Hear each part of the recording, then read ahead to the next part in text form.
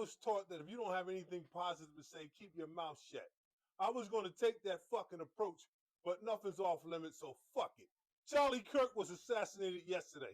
First of all, I want to say I do not condone violence, and I don't wish death on anyone. But bullets do not discriminate. And if you're going to preach hate and you're going to rile up people and it's going to be a political device to sit up here and divide this country, you can't sit up here and act like this shit don't work both ways. He was the one that said some deaths are necessary to keep our Second Amendment. How fucking ironic. He was the one that preached black on black crime. I'm pretty sure it was probably white on white crime, and it was in Utah. Like a boomerang. You throw it and it comes back at you. You can't be putting out things that are negative and expect not to be affected only in a positive way. Everything comes back at you sooner or later. There's no fucking immunity. Yeah, man. Sid's absolutely right. Republicans have been advocating for these aggressive attacks on the people that they're political opponents for years. As a result of their rhetoric, the temperature has been turning up dramatically since 2016, and it's only getting further heated from here. Lately, you're seeing all kinds of rhetoric from conservatives trying to put the blame all on liberals or Democrats. Beyond trying to piecemeal the random people on the internet and attaching it to the liberal ideology as a whole, are there any instances of Democratic leaders advocating for Kirk's death? No. What I have been seeing are conservatives calling this a declaration of war, that they'll need to fight, that there'll be great retribution. So let's see if that same standard would apply in any right-wing extremist ideology that turns violent stochastic terrorism. Well, unfortunately, we don't have to look very far. Just 15 minutes after Charlie Kirk's shooting, a 16 years old student at Evergreen High School went in and shot two of his fellow students. Now, unfortunately, those two students are still in critical condition, so I'm wishing a speedy recovery, of course, and I hope that they get out and they will not just become another statistic, that they won't be just one more name we have to add to the list of murdered mass shooting victims. But what you're seeing as a result of Charlie Kirk's untimely death are rightly Republicans coming out and asking that we look at rhetoric being toned down. But they're directing it to only Democrats and only the liberals and only left wing. And they are not addressing the Evergreen School shooting or the countless other shootings that we unfortunately can recall in the past. All these years of the right-wing extremist rhetoric taking a hold of these young, impressionable men and causing them to do these terrible, violent acts.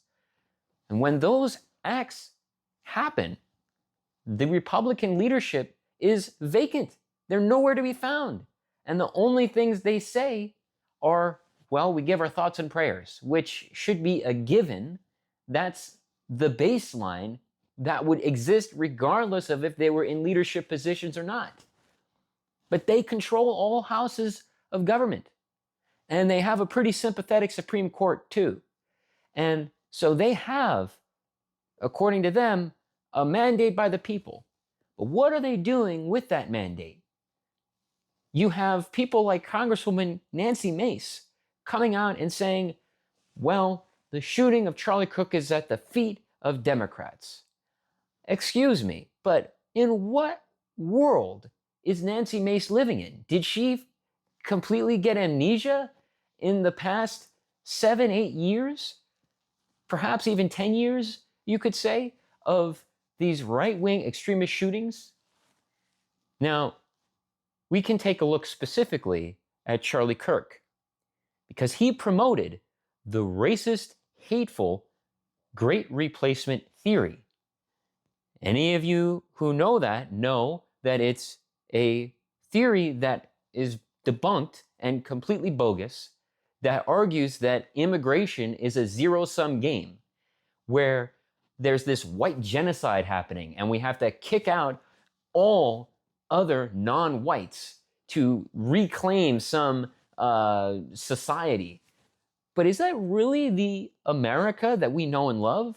The America that asks on the famous Statue of Liberty, give me your tired, your poor, your huddled masses, yearning to breathe free, that's not the America that I know. But he's the one calling the Great Replacement theory a reality. And as a result, the impact is Christchurch, El Paso, Buffalo, Jacksonville, and the list goes on and on. But those specific bad actors come from right-wing extremist echo chambers and specifically outlined the Great Replacement theory as one of their linchpins for their belief systems and what caused them to commit these horrific acts, killing dozens of innocent people. As of the recording of this video at approximately 2 p.m. on Friday, September 12th, it is, of course, too early to speculate at this point as to the motivations of either the Charlie Kirk shooter or the Evergreen High School shooter.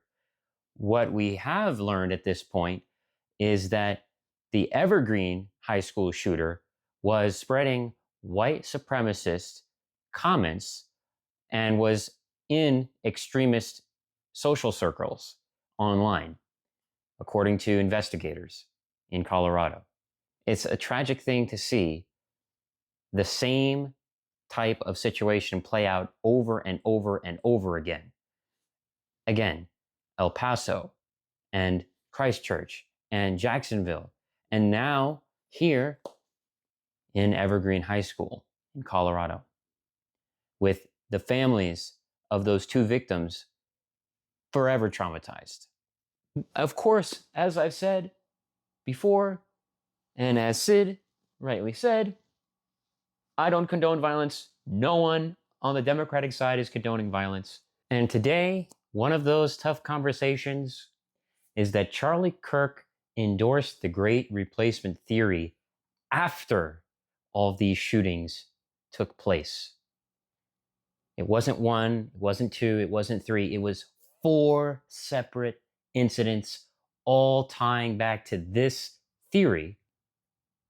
And he decided to publicly endorse that racist, bigoted, and frankly, a failure of a policy anyway. So I could go on for many more hours on the type of rhetoric that Charlie Kirk and the Republicans were engaging in. But the bottom line is this: we have to keep having conversations about things like this.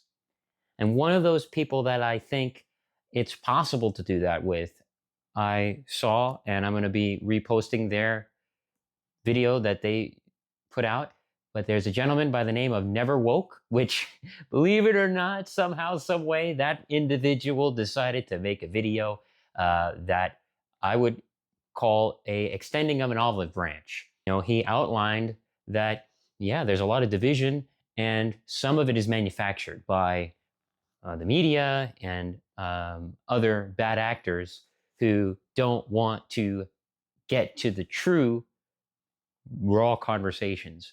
So I will extend a similar olive branch to Never Woke, that I am happy to have a conversation with any of you out there who might be thinking that the Democrats are bloodthirsty and want a ton of political violence in this country, or perhaps you're a moderate wondering what the next step for our country should be.